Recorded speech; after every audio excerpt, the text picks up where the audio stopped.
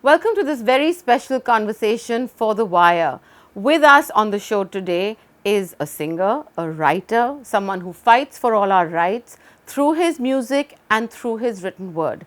One of the country's foremost public intellectuals today, T.M. Krishna. Thank you very much for agreeing to have this conversation. I was provoked by an article that you wrote a few weeks ago, suggesting or asking liberal Indians to sit up and introspect. What did you mean exactly? You know, all of us, I think, are forced to and in a way stuck in this immediate response, immediate reaction mode. And it honestly benefits the other side that we are stuck in this plan. Because one, it gives us the convenience of saying, there is the evil, here is the good. And that everything has gone to the dogs, that's one part.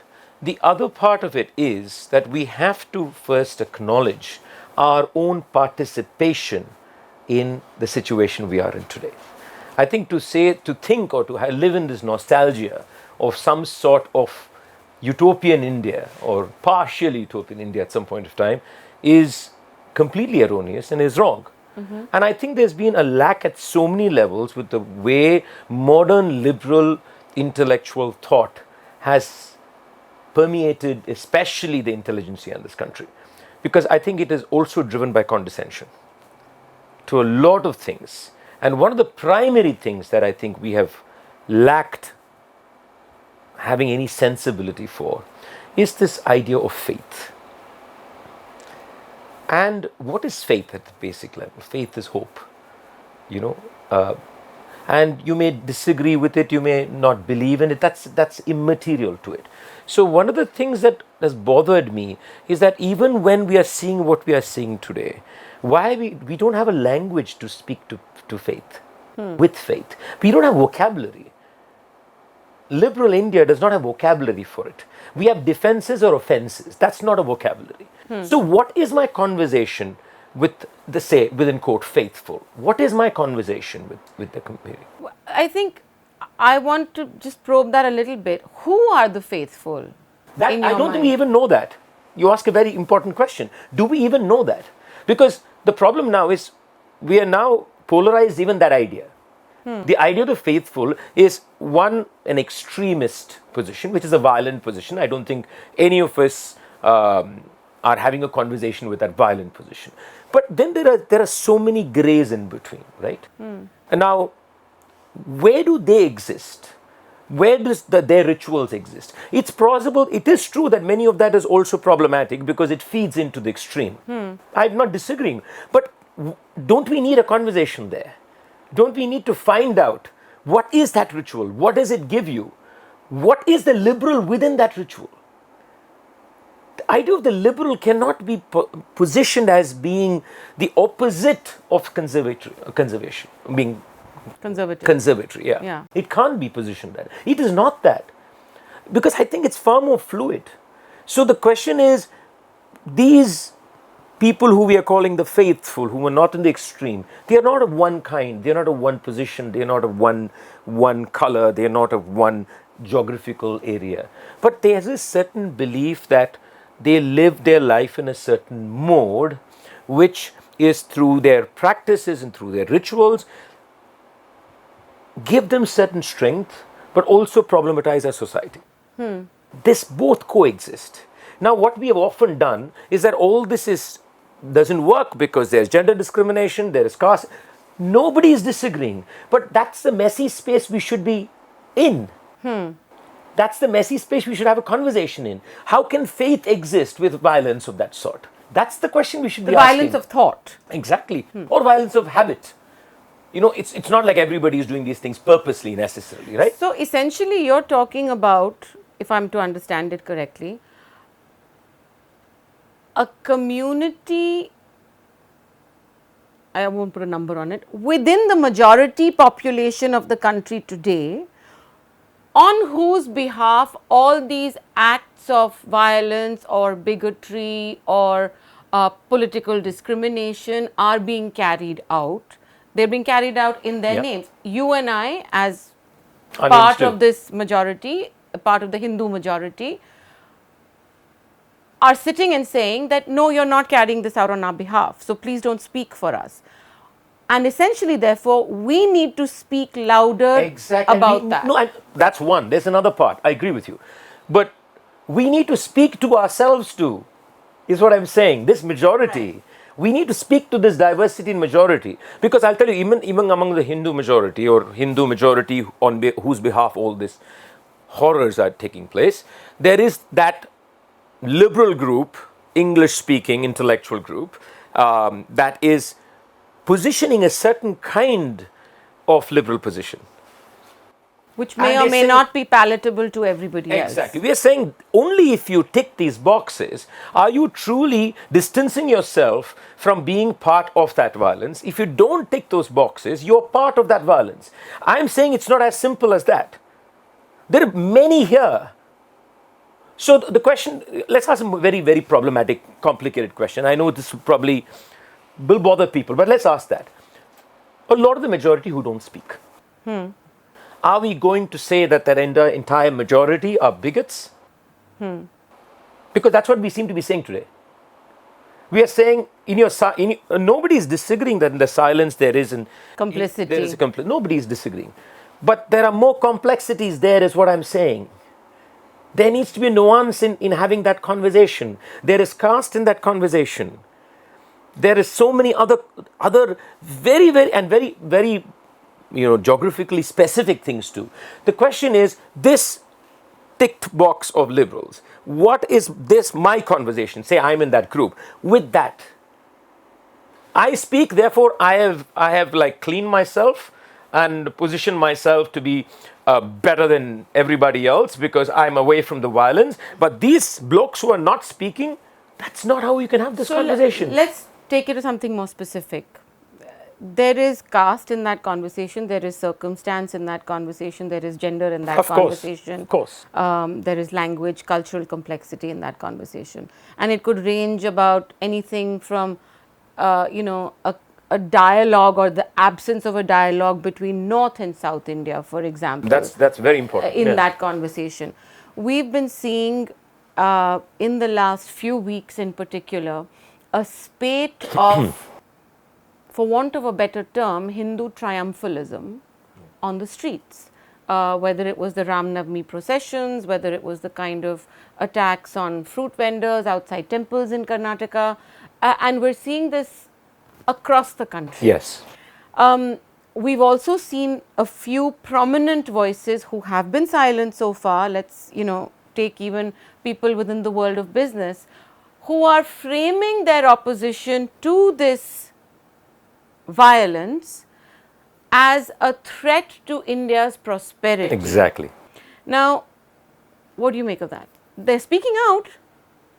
That's, for me, that is as violent in its own way, because this positionality you're taking, it completely erases the violence that is happening over there. It basically says violence should not happen because you want economic prosperity. If, say, violence provides economic prosperity in some fashion, hypothetically, Would you be okay with that? Okay with it? Will you keep quiet? See, as violence cannot be justified. There's this, and you can't be self-serving in condemning violence. This is self-serving. You can't be self-serving in condemning violence. Violence is violence. You call it out as it is. That's it, right? But therefore, taking that position is not any different from a different kind of whataboutery, right? If you do this, this is going to happen, but this has also happened. You can't do that kind of stuff. So while it may seem like a position that works within the discourse, it is still a position that is giving an excuse. So suppose there is violence in a little village which has no economic significance to anything that's happening. Is that okay? Is that okay with you? It's not going to affect GDP growth, it's not going to affect investment in the state, it's not going to affect anything. Are you okay with that? But can we not make the case then that depending on where you are placed in society, you are using the levers of your own framework to call it out? So I agree. I mean, maybe and this comes back to the illiberal liberal conversation as well, right?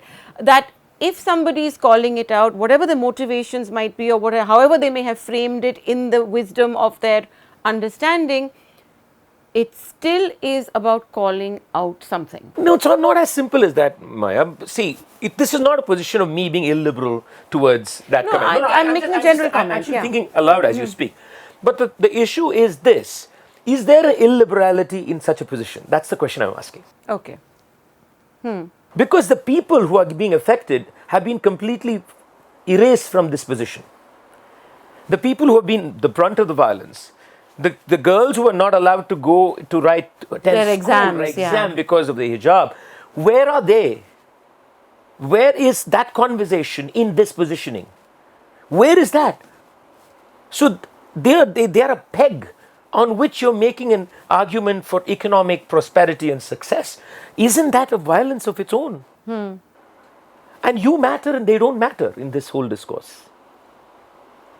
And you as in not the individual, but you know what I'm saying. So that is what I'm questioning. So I'm okay with, I think we need to have a diverse idea of calling out too. I agree there with you, that there can't be one way of calling. That's another problem that we have. Calling out has to be of a certain manner. Otherwise, it's not fully called out, is what we're also sometimes saying. And that's why your question to me is important, because am I doing that, for example? That is not what I'm saying. I'm saying there has to be, when you call out violence, which in a way is not directly affecting you at that moment of time especially, you should be irrelevant to that calling out. All right.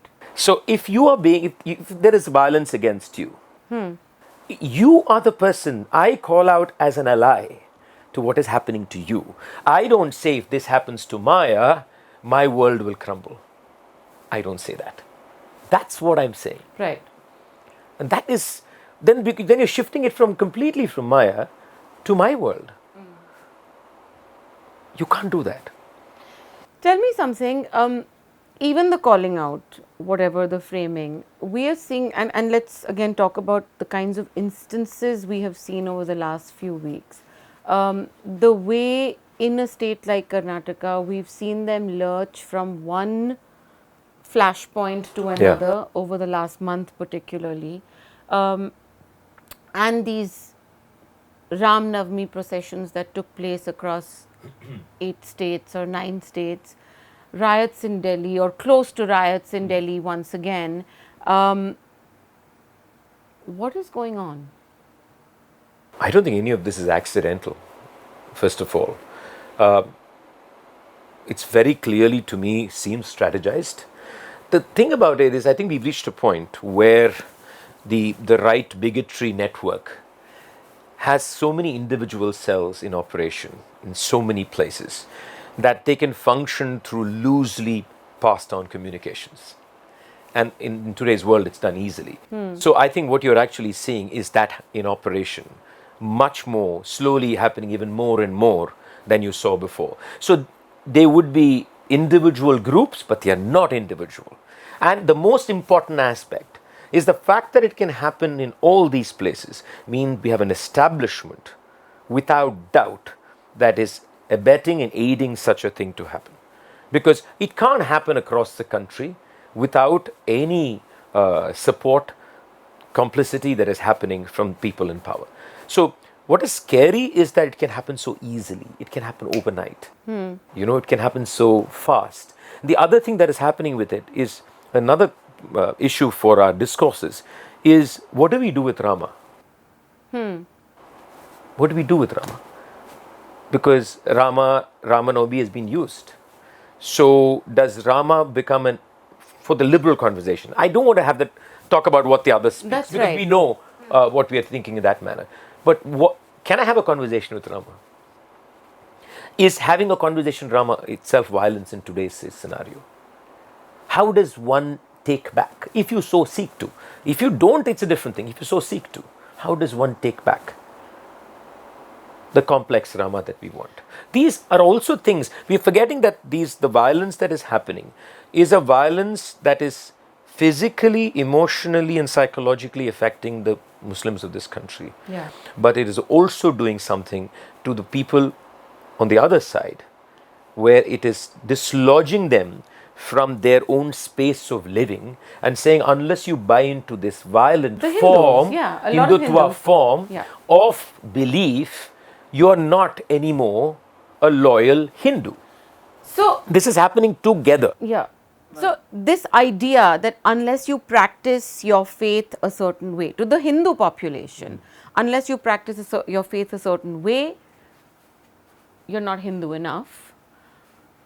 To the diverse liberal voice, unless you speak out in a certain way, you're not liberal enough. So, I mean, in a sense, we're looking at intolerance of different kinds all around. Now, in an attempt to reclaim our spaces, we need to find a way to bring the conversation back to what it was. Is the level of polarization, ideological, religious, cultural, political polarization in the country today so acute that we are so far apart that walking back to any kind of conversation is a few generations down the road? The heat of the moment does seem that way, doesn't it? We know even within our families, we know what is happening. So, let alone larger conversations, it does seem like we are at least a generation plus apart.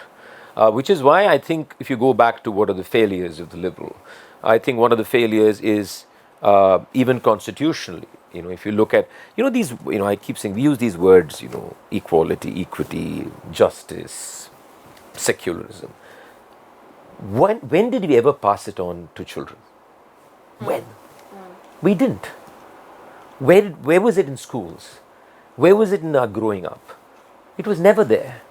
So I'm just saying these are what you could call democratic ideas that came with independence and with the Constitution. But where was that part of an active discourse along with cultural habits that were happening in this country? If there were beautiful things that were happening by themselves accidentally through another set of, shall we say, habits. Okay? So, but this whole interaction between what was happening in a cultural space, in a very used to cultural space, to these what were relatively very new ideas that we were bringing in, there was no interaction between the two, and it had to happen at schools. It never happened at schools.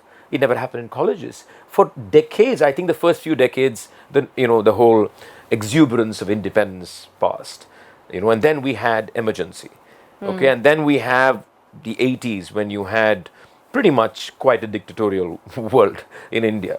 Right? So, but where in schools did we talk about it? Look at our schooling system. This country is split by caste between private and public school education. So, we know who goes to private schools. We know why children prefer to go to private schools from public school, why parents want, that's an aspirational value. So, when we speak about equality, or when we speak about, understanding different cultures, they have never shared a meal with a person who's totally different from them.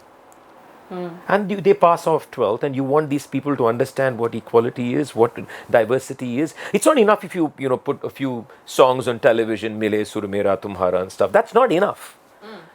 At the ground level, what did we do? At the village level, what did we do? Did we have active organizational way by saying what to diverse practices? What can we do together with diverse practices? We have done so little, is a fact. So, coming back to what you said, you've done so little, but there has been this entire strategic build-up of homogenization and polarization over decades that has been hitting us. We sat quite right through that. If you say 1991 is a marker, but what did we do from then till 2000 whatever, right? What did we do? So I'm just saying we have done nothing. We just thought we will ride the wave and this is a large tsunami, it'll come and go. It's not that way. So today we are in a situation where we need to work to change things one generation or two generations from now. Yeah. That's the reality. So our work is not about tomorrow morning. Our work is, what am I going to do in towns and villages to change this texture of conversation? The tone, forget about even the tone of the conversation that we are having today. It's so normalized. Hate is normalized. It is. And because that it's so easy to hate somebody, and it's so easy to violently abuse somebody. And so, if othering can be made so easy, I think we have a role to play in that. So, do you see a difference in the way this sort of bigotry and polarization at the societal level is playing out, say, between the north and the south? And again, let's take Karnataka as an example, because it's Bangalore is a cosmopolitan city. The state has been a hub for all kinds of activity, commercial, investment, financial, cultural. Can I pause you there? Does that really mean it's a city of active consciousness? I'm asking. It is not.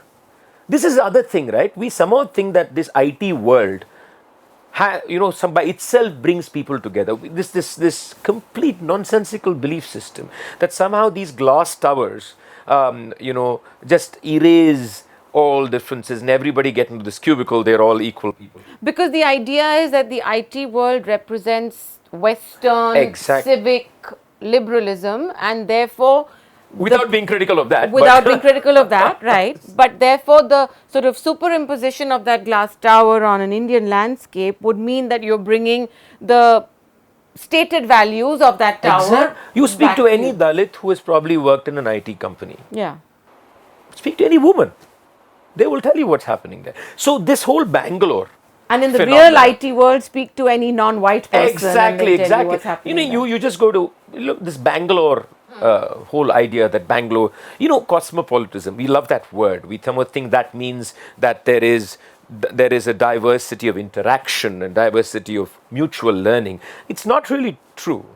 It's a form of elite crustiness that develops around it, and that gives the convenience for a lot of things not to appear on the surface. So IT industry enabled, actually, I would say, the erasure and the hiding and the disappearance of many discourses in the name of this. So if you look at many of the people in the IT industry, the kind of language they speak today about India today. But if you listen to the discourse and you wonder, you immediately have with people, these are educated people, and that has nothing to do with this. So the fact that Bangalore, or any city for that matter, that has a cosmopolitan outlook, or in terms of people, north and south, Bangalore still has the north-south divide. It may not have it at the workplace, it has it everywhere else. North-south is another very important wedge that we've not been able to bridge at all, even until today. We've not been able to bridge it. I come from Tamil Nadu. And it's even sharper because linguistically we are so apart. That's even sharper. There's this thing happened to me. So I was on a Himalayan trek, and I was in some real village somewhere in Himachal, I think. And we were just having tea, and there was this man there, and he said, "Where are you from?" I said, "Tamil Nadu." So he said, "Oh, we are from India." He actually told me that. And he said it, he didn't say it to offend me, by the way. No, and I wonder what Tamil separatists will make of that kind of a statement also. So, yeah. So I'm just saying that all this goes back to, we say we are a union of states, but what does it mean to be a union? What does it mean to, it goes back to what conversations are we having? What do people understand of different cultures? What do I understand about any other culture? Where is there an enabling force in our society for us to be able to have cultural exchanges? Where is the enabling force? So in this entire conversation, how do you frame cancel culture? That's the tough one, right? Oh God, cancel culture. I principally, in terms of philosophical level, cancel culture is for me unacceptable at a philosophical level. But cancel culture is also not it's not, you're not starting the same platform, all of us. So let's be careful about that. So there is a difference between cancelling me and cancelling somebody who does not have the social privilege of me. There is a difference. No, I'm just placing that. Yeah. But I think cancel culture, whether it comes from the right or left or center, is something that we can't allow to happen. We can very vociferously disagree, debate, argue, but to dispose of somebody on the basis of what they said or believe, for me, only creates a situation for further polarization. Because camps form over this. The one thing we are seeing today is camps. Everybody is having a camp. And cancel culture creates more camps. So one of the things, as a musician, I know that one of the most important things in life is to listen. And I think we've just forgotten how to listen. And cancel culture makes it even much harder to be able to listen. And even if it is something that is so unacceptable for you, you can be pissed about it, you can shout about it, you can scream about it, but to completely also, you also have to give a human being a possibility for change. Yeah. Today's society, we don't have that room. You say something today, Maya, you're that's it. And suppose you say something different 2 months later. Doesn't matter. It doesn't matter. The first thing you will see is a screenshot of your tweet from 4 months ago. But it is possible that you're both one. It is possible. And we can debate the both. It's also possible you moved. Where is there a possibility in today's conversation for movement? For me to realize I was wrong, or I was partially, I was inconclusive, for example. Or I was unaware partially. To move to another position of a different awareness. Where is the possibility for that? Why is there no room for that? Because only their conversations happen. The algorithm doesn't leave room for that. Exactly, and that's the other problem, right? Algorithm doesn't work on vagaries, doesn't work on the in-betweens, but conversations are always about the in-betweens.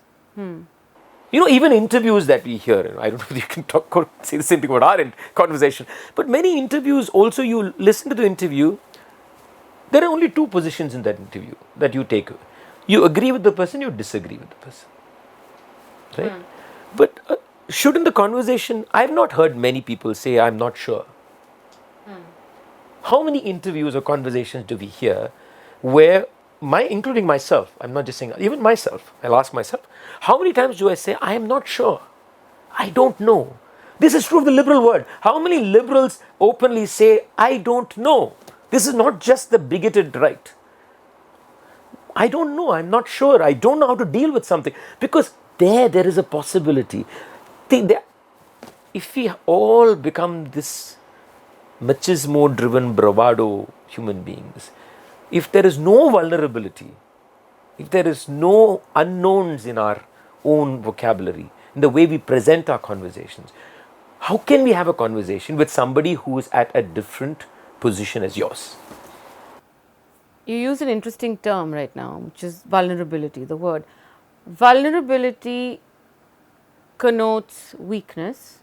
Weakness connotes, somebody else will come and impose their will. And what we're seeing from the right is this masculine bravado, a machismo-driven assertion of strength and power, in the face of which liberals are maybe rallying around what they believe is an assertion of their position and strength, and thereby it is again the voice of a few that is dominating everybody else. It's actually happening on both sides. So just to contextualize, let me frame the vulnerability, because it can be understood. This is not the vulnerability as the oppressed and the oppressor in that frame. Just to clarify that it's not understood that way. Vulnerability is seen as weakness. I agree with you. But I think vulnerability is an opportunity, right? So say I belong to the liberal world, okay? And if I am going to play the same game, first of all, why are you playing the game as written, as choreographed and curated by the bigoted side? Why are you playing that game? So there's another question. What is your framing of the problem? What is the liberal framing of this problem of India today? You tell me. I don't think we have one. So unless we can understand and frame the problem, how do we address it? Exactly the question. And I think that comes from vulnerability of trying to understand what has happened and what is going on. Not as a response and a reaction to what is being force-fed, to society today, because today our understanding of the problem is this offensive is happening, this offensive destroys the fundamental fabric of this constitution, of this India, this secular identity. I've heard all these words ad nauseum. But what does it even mean? And what does it mean to everyday person? So the question is, what is the problem that is India? What is the problem that is India? Suppose I ask this question. Then you frame that question based on realities of how our society is built, has been built and is. Because that's the reality on which this offensive is being pushed through, right? So we don't have a framing of that. And if you frame that, then you will be vulnerable is my point. Because then you will understand the knows and the not knows and the doubtful and the grays and the unexplainable and the problematic. And then you will say, you know, I don't know how to deal with this issue. But right now you're saying, he is saying this is horrible. I am saying, no way, I'll push back. I'm not saying you shouldn't push back. That's the immediacy. That's an immediacy and we all do it. Of course, you need to. But beyond that, what? You can't be doing this day in and day out. Your brain gets fried. You don't have room. One thing I think that's so lacking in the liberal world is imagination. There is no imagination. And imagination comes from framing the idea by yourself. Then you have your imagination is now counter. It's a counter offensive. That's all. It stops there. So where is the creative space, whether it's party politics or whether it's civil society politics or whether it's me, where is the creative space to look at these very beautiful threads that have happened, ugly threads that exist? You know, how do I navigate it as a musician? How do I navigate it? How do I navigate it just as a citizen? And how do I create new discourses, new dialogues, new ways of talking to somebody? That can only happen if the liberal world frames the problem for itself. All right, I think that's a good note to leave it on as we keep talking about this, till kingdom come. But I think what you're saying is important. I think liberals, Indian liberals, whether they are Hindu or Muslim or Christian or whatever caste community they may come from, the fact is that liberals also need to understand the scope for diversity within their own community, and then the process of not cancelling each other out and having that conversation, that is important, because if things continue in the way that we have seen them unfold over the last few weeks, silence will pretty soon be completely complicit. Yes. And I think we need to be cognizant of the dangers of walking down that path. Absolutely. Krishna, thank you so much for speaking with me today. You've given me a lot of food for thought. The article did from the get-go, but so has this conversation. Thank you so much, my pleasure.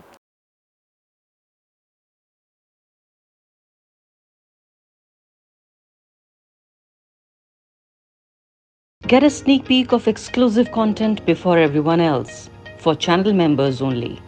Memberships start at ₹89. Hit the join button below.